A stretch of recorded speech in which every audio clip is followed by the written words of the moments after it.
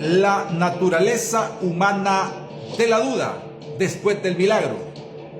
El día de hoy estaremos analizando la segunda parte del capítulo 17 de Primera de Reyes.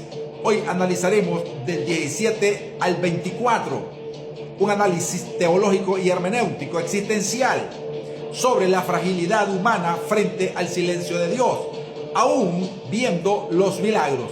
¿Por qué muchas personas, independiente mismo que Dios haga grandes milagros y que ven la gloria de Dios patentemente frente a ellas, en un momento determinado se desmoronan y dejan de creer? Quédate conmigo, quédate hasta el final, sé de bendición para nuestro ministerio, comparte nuestro video y de esa forma estarás colaborando con el reino de Dios.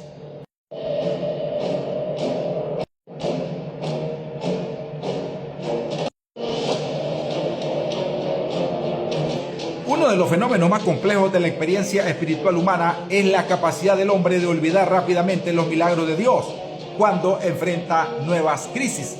La narrativa de Primera Reyes 17 al 24 expone una de las realidades más profundas de la antropología bíblica. El ser humano puede experimentar provisión sobrenatural y aún así volver a caer en el temor, la duda y el cuestionamiento existencial. La viuda había visto, número 1, la multiplicación de la harina, número 2, la provisión diaria del aceite, número 3, el sostenimiento sobrenatural de su casa. Sin embargo, cuando su hijo muere, toda la estabilidad emocional y espiritual parece colapsar. Esto revela que los milagros no eliminan automáticamente la fragilidad humana. Según la lógica de la economía del reino de Dios, después del milagro viene la prueba. Porque Satanás va a tratar de desacreditar, va a tratar de desbaratar todo aquello que Dios ha construido para debilitar tu fe y para hacer que tu vida se vuelva un caos.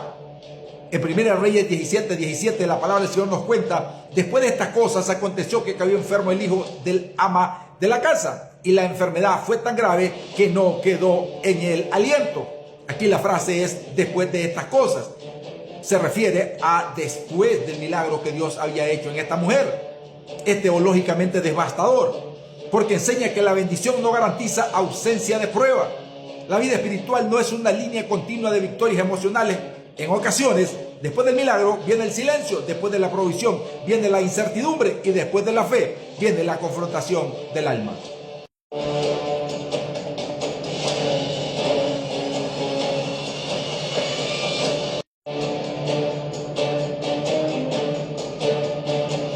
El temor y la culpa son parte de la naturaleza humana. Aquí hay una reacción de esta viuda en Primera de Reyes 17-18. Dice la palabra del Señor: ¿qué tengo yo contigo, varón de Dios? Ha venido a mí para traer a memoria mis iniquidades y para hacer morir a mi hijo. Aquí emerge el colapso psicológico y espiritual de la mujer. Aquí vamos a observar cuidadosamente: la mujer no cuestiona la existencia de Dios, cuestiona el propósito de Dios. La mente humana tiende a interpretar el sufrimiento como abandono, castigo, juicio o rechazo divino. La memoria humana y su tendencia a olvidar los milagros de Dios. La mujer había visto diariamente harina sobrenatural, aceite inagotable, provisión divina, pero el dolor del presente eclipsó los milagros del pasado. Esto mismo ocurre con Israel en Éxodo 16, 1 al 3. Dice la palabra: ojalá hubiéramos muerto por mano de Jehová en la tierra de Egipto, cuando nos sentábamos a las ollas de carne. Israel había visto el mar abrirse, plagas sobrenaturales, liberación milagrosa. Sin embargo, el hambre temporal produjo amnesia espiritual. Muchas veces el hambre que nos rodea, las circunstancias del presente, hacen que olvidemos los milagros que Dios históricamente ha hecho en nuestras vidas. Y esto no solamente involucra a esta mujer, es decir, no solo puede una persona natural ser sujeto de debilidad y de dejar de confiar en Dios, sino que también muchas veces atañe aún a los hombres de Dios. Cuando a veces vemos flaquear a un gran hombre, cuando a veces vemos debilitarse a un gran profeta de Dios, nos extrañamos y decimos: y no es ese el ungido de Dios, y no es esa la persona que habla con Dios, y no es esa la persona que sueña y que habla con Dios, porque creemos que el ser humano es infalible. Sin embargo, el ser humano tiene debilidades como cualquier otro. En Primera de Reyes 19:4 dice: Elías incluso experimentó el peso de esta desesperación. Basta ya, oh Jehová, quítame la vida. El profeta Elías experimenta una situación de dificultad. Cuando se da esto, cuando él viene de derrotar a los 450 profetas de Baal, y después viene una persecución sobre él por parte de Jezabel, la reina Jezabel, viene sobre este hombre para hacerle un daño. Pero ¿qué pasa? Este hombre sale huyendo y se va a meter a una cueva y le dice a Dios: basta ya, quítame la vida.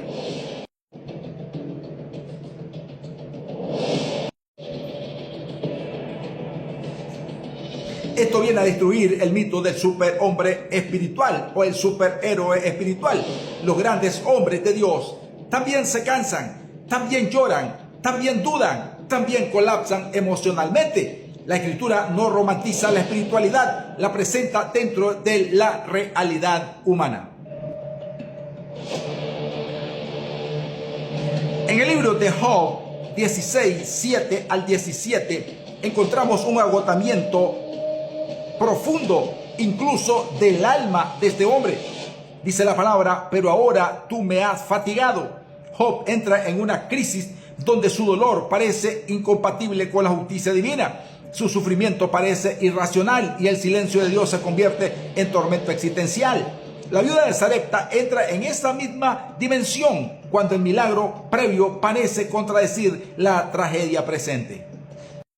En el libro de Primera de Reyes 17:20 encontramos acá al profeta Elías clamando a Dios y le dice: Jehová Dios mío, aún a la viuda en cuya casa estoy hospedado has afligido, haciéndole morir a su hijo. Vemos acá un reclamo profundo existencial del profeta Elías, porque no entendía qué es lo que Dios quería hacer con esta mujer. Acá encontramos uno de los momentos más humanos del profeta Elías. El profeta no entiende completamente el propósito del sufrimiento.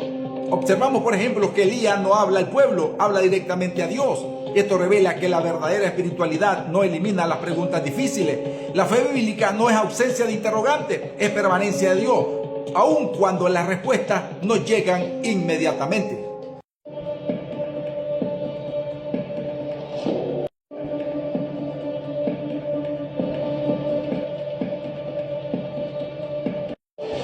El silencio de Dios en la maduración de la fe.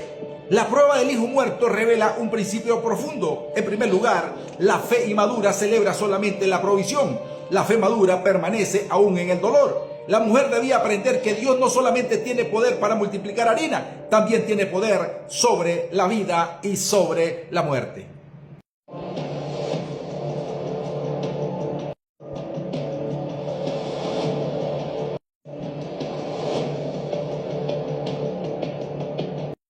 Y en conclusión, tenemos el milagro final, la resurrección del muchacho. Primera de Reyes 17:22. Dice la palabra: Jehová oyó la voz de Elías y el alma del niño volvió a él y revivió. La palabra clave aquí es la palabra nefesh, que tiene un significado profundo en la vida de tu persona y de la mía.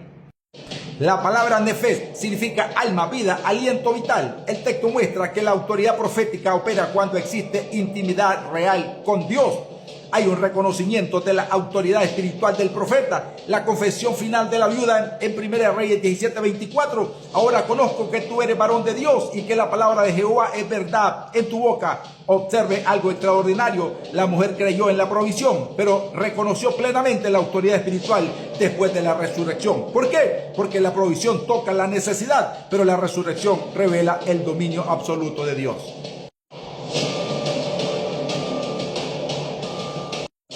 Este pasaje podemos concluir que revela una profunda realidad humana. La fe puede coexistir con la duda. La Escritura nunca presenta a los creyentes como seres emocionalmente invulnerables.